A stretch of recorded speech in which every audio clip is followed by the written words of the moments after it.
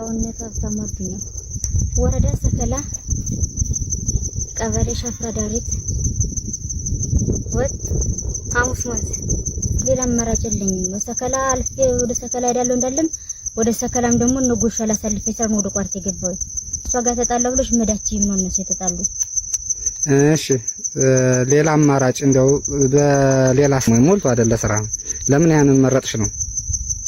ያን መምረጤማ ጥፋቴ ነው። ይሄን ይቅርታ ብያለሁ። ጥፋቴ ነው። እዛ መሄዴ ጥፋቴ ነው።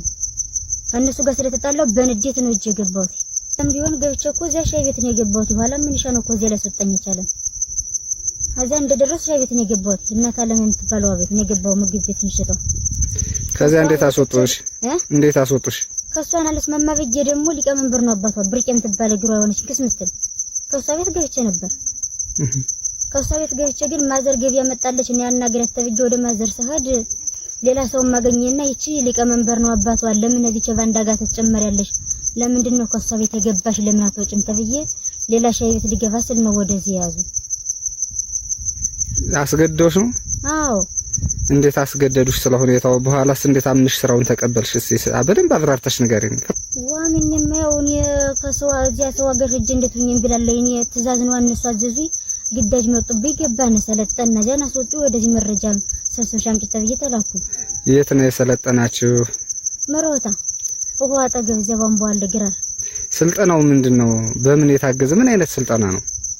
ምን አይነት ስልጠና ትምህርት ነው የሰጡን? እኛ ብዙም አላሰለጠኑንም። እዚያ አስተሶሳሰሶ ምናምን አቆይተው ወንዶች እንደዚህ ጀንጀናችሁና አፍቅራችሁ ምናምን እንድታመጡ ከዛም በኋላ ካመጣችሁ ጀምሮ ነው ወደ ጥቅም ትገቡ እናንተ ተባልነ። እስከ 3 ሰዓት እዚያ ያቆያሉ። ከዛም በኋላ እንጀራ መቀባት ነው የሚያስገቡን እንጂ ሌላ ስራ አላሰሩንም። ወደሽ እዛ እንዴት እንዳሉ ተጠግተሽ ጀዋገር ሲሆን መውጫ መግቢያውን ስለምታውቂ እዛ ሄደሽ ጠጠር ዋርካ ብታጫቸውም ከዛ ሄደሽ ምን አይነት ኃይል እንዳለና ምን አይነት አመራር በዛ ላይ ደግሞ ከባድ መሳሪያ ወጣው አላወጣውም ይሄን በያገሩ ተሰራሽታችሁ ታመጣላችሁ ነው የተባለ። ስንት ናችሁ? የተላከነ ነው 3 በጣሊያን ነው 3 የተላከ አይደለም። ስንት ነበር ጠቅላላ የሰለጠናችሁት? ሴቱ 15 ወንድስ? ወንዱ ከ20 በላይ ነው። ቢያንስ 25 ይሆናል። ታሰራችሁ? እስቲ ምን ስራ ሰራሽ ሳልጠነሽ? ሌላ ምን መስሩ የለ እንጀራና ወጥ ነው የሚሰሩ። ሌላ ምንም ነገር የለም። እዚያ ወጥተው ወደ ተጥቅስተም ትገውዳችሁ መረጃ እስከምታመጡ ድረስ እንጀራ ተቀበላችሁ እኛን ተቀልባላችሁ። ከዛም በኋላ እንጀራና ወጥ ከሰራን በኋላ ወስደው ቢሮ ነው ቆልፈው ተውብን። ተግባሩን በኃላፊነት ተቀብለሽ ወደ ስራ ለመግባት እሺ ብለሻል። ለምን ወለ ምንም ከዚያ ማናዘሽ ለኛል። እዚህ ጠፍቼ እንደወጣሁ ጥፋቴ ነው እንቆቃለሁ። ግን ከዛ እጄ ደግሞ እንተሰሪያ ወሽ ብዬ ገብቻለሁ። ወደ ጠጠሯ ከሄድሽ ምን ልታረጊ ነበር? ምን ልትሰሪ ነበር? ወደ ጠጠሯ ከወረድ ሆኖ ጠጠሯ ከከተማን ኮን ያልገባም ወዲውን መስመሩን አድርጌ ቤተሰብ መጥቼ አባቴ ጋር ተስሮን ቤተሰብ ስለማልገባ ከያቶች ሄጄ ታርቄ ገባለሁ በሚል ነው ከወረድኩ። አማራጭ የለኝም። ከዚያ ምን ተጣልተው ወደሽ ታመጫለሽ ማን ብሎ ስለሰደዱኝ ከዚህ መጥቼ ደግሞ መጠጊያ ስለሌለኝ ከያቶች መጥቼ እነሱ በስታርቁ ተስማምቼ ተቀመጣለሁ። ጥፋቴ ነው ምንኝ ለስብዬ ቤተሰብን ታዘዛለሁ ሲቃያ ይቻለው ብዬ ነው አምኜበት የወጣው። አሁን አንቺ በዚህ የመረጃ ስለላ ስራ ላይ ተሰልጥነሽ ተግባሩን ተቀበለሽ በመውጣትሽ ጥፋት ነው አይደል? ይሄን አምነሻል። በራስሽ ላይ ወስኝ ብትበይ ምን ትወስኛለሽ?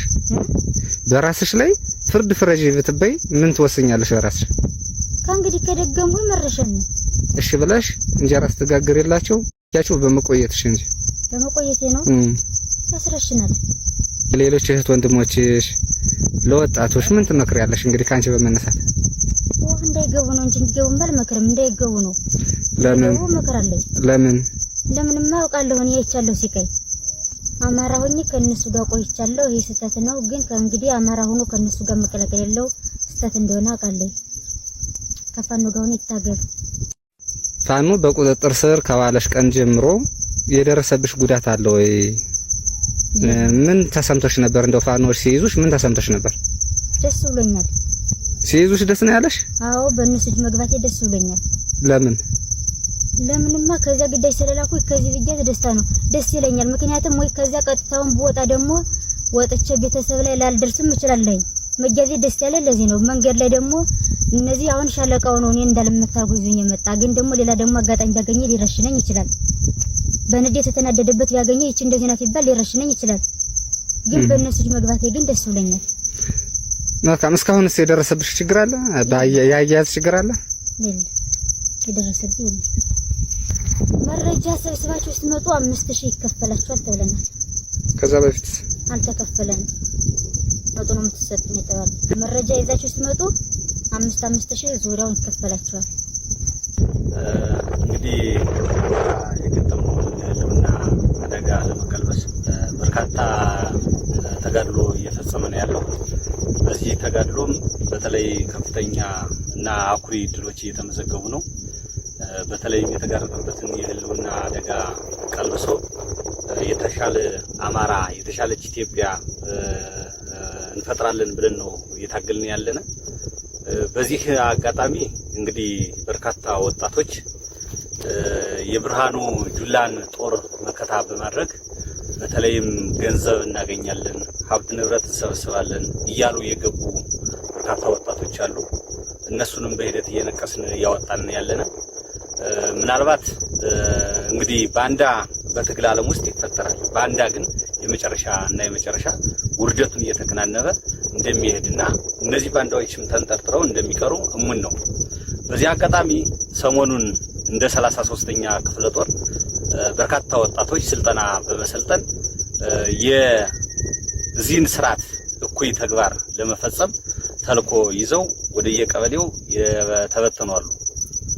እነዚህ ተላላኪዎችና ባንዳዎች የስርዓቱን አገልጋይነት ተላብሰው በተለይም ስርዓቱን እድሜ ለማራዘም እየተፍጨረጨሩ ቢሆንም እግር በእግር እየተከተል ባንዳዎችን ከስር መሰረቱ እያጠፋን ያለንበት ሁኔታ ነው ያለ። ይሄ በመኖሩ ምክንያት በርካታ ወጣቶችም ምናልባትም ገንዘብ ሊያታልላቸው ይችላል፣ ምናልባትም ከቤተሰብ ጋር ሊጣሉ ይችላሉ። ወጣቶች ናቸውና ከቻሉ ወጣቶች እጅና እግራቸውን አጣጥፈው ከሚቀመጡ የአማራ ህልውና ትግል እንዲደግፉም ብቻም ሳይሆን ደግሞ አብረው እንዲዋደቁ እንዲታገሉ ማድረግ ባለብን ልክ ብናደርግ ጥሩ ነው። ካልሆነ ግን የዚህ ስርዓት አገልጋይነት ስሜት እንዲወጡ ማድረግ ብንችል ምናልባትም እዚህ አካባቢ ወጣ ገባ የማለት ዝንባሌዎች አሉ። ይህ ስርዓት አንድ ጊዜ ተሸንፏል ብቻም ሳይሆን ደግሞ አጥፍቶ መጥፋት